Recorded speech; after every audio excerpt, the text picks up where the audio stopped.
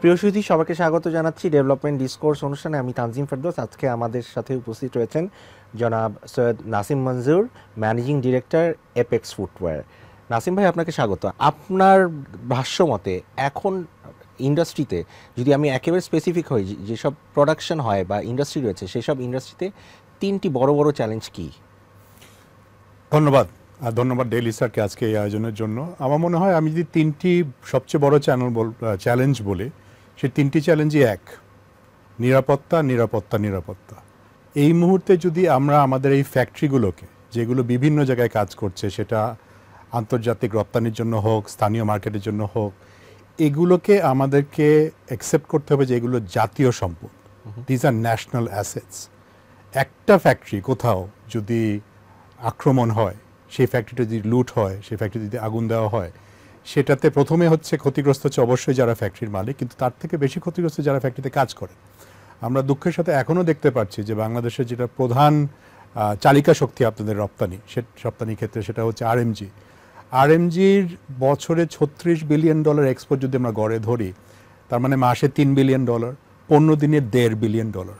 আমি আমার প্রত্যেকটা আরএমজি বন্ধুর কাছ থেকে শুনছি যে 15 দিনের বেশি তারা কাজ করতে পারছে না। তার মানে আপনার গড়ে মোটা অঙ্কে $1.5 বিলিয়ন এক্সপোর্ট কিন্তু আমরা হারাচ্ছি। তার থেকে বেশি ভয়ঙ্কর যে আরএমজির সাথে আমরা আশেপাশে যেসব ফ্যাক্টরি আছে তারাও ব্যাহত হচ্ছেন, তারা প্রোডাকশন করতে পারছেন না। তার মানে কিন্তু $1.5 বিলিয়ন প্রায় $2 বিলিয়ন হয়ে যাচ্ছে। পাশাপাশি কি দেখতে পাচ্ছি, এখনও 15 থেকে 20টা ওষুধ শিল্প কারখানা কাজ করতে পারছে না। আমরা দেখেছি যে জুট মিল লুট হচ্ছে। আমরা দেখছি যে গাজী টায়ার্স, আমি নাম ধরে বলি, যে 60% of the local demand meet করে, তাদের ফ্যাক্টরি তিনবার বলে লুট হয়েছে, আগুন দেওয়া হয়েছে। এখানে ল এনফোর্সমেন্ট এজেন্সি যে ভূমিকা থাকা প্রয়োজন, সেটি প্রত্যক্ষ করা যাচ্ছে না কেন? আমার মনে হয় ওনাদেরও এই জিনিসটা যে কতখানি ছড়িয়ে যাচ্ছে এবং কত তাড়াতাড়ি ছড়িয়ে যাচ্ছে, সেটার জন্য পর্যাপ্ত যে ফোর্সটা এখন বাড়ানো, আমরা দেখছি তারা চেষ্টা করছেন, সার্বিকভাবে চেষ্টা করছেন। দুঃখের সাথে বলতে হয় এখনও পুলিশের প্রেজেন্স আমরা দেখছি না, ইন্ডাস্ট্রিয়াল দেখতে পাচ্ছি না। যেটা হচ্ছে একটা যৌথ বাহিনী হচ্ছে, led by our arm forces, এবং ওনারা ট্রাই করছেন। আমার একটা বিনীত নিবেদন হবে যে সার্বক্ষণিকভাবে এই ফোর্সের পরিমাণটা এবং প্রেজেন্সটা বাড়াতে হবে। আমরা দেখেছি কিছু কিছু এলাকাতে যখন একটা রেগুলার টহল দেখা যাচ্ছে, রাস্তার সামনে দিয়ে 15 মিনিট পর পর একটা শুধু জিপ আসা যাওয়া করছে, সেখানেই কিন্তু আপনার পরিস্থিতির উন্নতি হচ্ছে। সো আমরা বলছি না যে প্রত্যেকটা ফ্যাক্টরিতে পাহারা দিতে হবে, এটা সম্ভব না।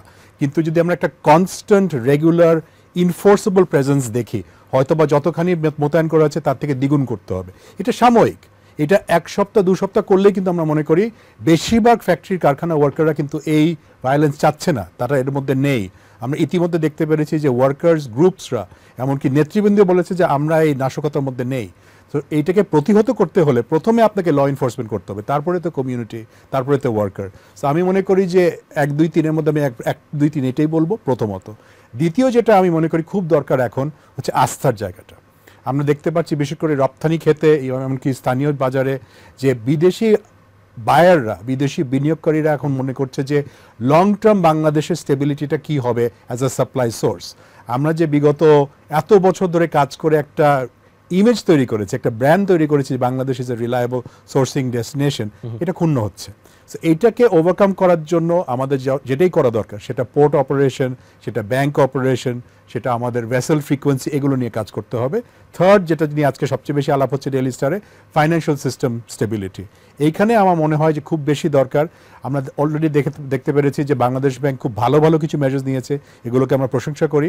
একটা জায়গায় আমাদের অনুরোধ থাকবে যে যেই 9টা ব্যাংক যেখানে ওনারা মনে করছেন যে গভর্নেন্সের অভাব, রিফর্ম দরকার, আমরা এটাকে পুরোপুরি সাধুবাদ জানাই। কিন্তু যারা এইসব ব্যাংকের মাধ্যমে রপ্তানি করছেন, হয়তো বা তাদের ওখানে অলরেডি এক্সপোর্ট এলসি চলে এসে ব্যাক টু ব্যাক করতে পারছেন, বেতন দিতে পারছেন না, এনাদের একটা ইমিডিয়েট সলিউশন দরকার। কারণ ওনাদের তো দোষ নাই, ব্যাংকের গভর্নেন্স খারাপ, সেটা ব্যাংকের মালিক, ব্যাংকের বোর্ড দেখবে। কিন্তু যেসব ক্লায়েন্টসরা এখানে ভালো ব্যবসা করেছেন, ডিফল্ট নেই, তাদের কোনো দোষ নেই, তারা যদি আজকে ব্যবসা না করতে পারে, তারা যদি কালকে বেতন না দিতে পারে, তাদের একটা বড় ঝামেলা। মিস্টার মঞ্জুর, আমি আরেকটা প্রসঙ্গে আসতে চাই। বিডার একটি ব্যাপারও আমাদের আলোচনাতে উঠে আসছে, এই ব্যাপারে কি আপনি কোনো মন্তব্য করতে চান? আমি মন্তব্য এইভাবে করতে চাই যে আমরা অনেকদিন ধরে বলে আসছি যে বিডা লিডারশিপে আমরা মনে করি একটা চেঞ্জ এখন দরকার। আমরা মনে করি প্রাইভেট সেক্টর থেকে বিডার লিডারশিপ দেওয়ার একটা সময় এসছে। বিকজ বিডার কাজ হচ্ছে, আজকে আমাদের আলাপে আসছিল শব্দটা, BIDA should be the chief marketing officer of Bangladesh. এবং সেখানে বিশেষ করে যারা অলরেডি বাংলাদেশে বিনিয়োগ করেছেন, এবং করে যাচ্ছেন বিদেশি এবং দেশি, তাদের সমন্বয় করে সেই বোর্ডে ওনাদের প্রেজেন্স দিয়ে আমি মনে করি the existing investors of Bangladesh are the best brand ambassadors of Bangladesh, তাদেরকে আমরা নিয়ে আসি, তাদের মতামত নেই এবং একটি টাস্ক ফোর্স যেখানে আমি মনে করি আমি অনুরোধ করব যে আমাদের চিফ অ্যাডভাইজার এবং এখানে আমাদের ফাইন্যান্স, আমাদের ইন্ডাস্ট্রি, আমাদের কমার্স, আমাদের বাংলাদেশ ব্যাংকের ইন্ডাস্ট্রি, এনভায়রনমেন্ট এবং ফরেন সমন্বয় করে একটা টাস্ক ফোর্স যদি ওনারা তৈরি করে দেন, সেখানে বিডার নতুন স্ট্রাকচার কী হওয়া উচিত। আমাদের পার্শ্ববর্তী দেশে খুব ভালো এক্সাম্পল আছে, আমরা যদি থাইল্যান্ডে যাই, they have our incredibly successful bidder. আমি আরেকটা সম্পর্ক প্রশ্ন করতে চাই, এখন এই রিফরমেশন করতে গিয়ে সবাই কমিশন চাচ্ছে, টাস্ক ফোর্স চাচ্ছে, আলটিমেটলি টাস্ক ফোর্স বা কমিশনগুলো প্রপারলি ফর্ম হচ্ছে কিনা এবং রান করছে কিনা, এই বিষয়ে কোনো বডি কি সরকারের সাথে দেন দরবার করতে পারে কিনা? অবশ্যই, এবং দেন দরবার থেকে আমি মনে করি পার্টিসিপেশন দরকার। আমাদের যেটা হচ্ছে যে এই যে রিফর্মের ব্যাপারে কিন্তু একটা প্রায়োরিটি থাকতে হবে। মানুষের এখন আকাঙ্ক্ষা হচ্ছে আকাশচুম্বী, আমরা চাচ্ছি যে সব কিছু রিফর্ম করে ফেলতে। অবশ্যই সেই দাবিটা অযৌক্তিক না, কিন্তু সবগুলো কি করতে পারবো? এখন পারবো না। সো আমাদের ন্যাশনাল প্রায়োরিটি কোনগুলো আগে করা উচিত, কোনগুলো পরে করা উচিত, এটা ঠিক করা দরকার। আমি আপনার সাথে পুরোপুরি একমত। আমাদের SWOT অ্যানালিসিস এবং কমিশন অনেক হয়েছে, এত শত শত কাগজ আছে, সেগুলো আমি শেষ প্রশ্ন করতে চাই, এনবিআর এর ইজ অফ ডুইং বিজনেস বা বিজনেস ফ্রেন্ডলি ভূমিকা কি দেখতে চান আগামী বছর যখন বাজেট প্রণয়ন হবে? দুটো জিনিস, একটা হচ্ছে এনবিআর এর পলিসি এবং অ্যাডমিনিস্ট্রেশনে আমরা একটা ক্লিয়ার বিভাজন দেখতে চাই, যেটা অনেক বছর ধরে রেকমেন্ডেশন হচ্ছে। রক্ষক যখন ভক্ষক হয়ে যায়, এটাকে করা খুব ডিফিকাল্ট হয়ে যায়।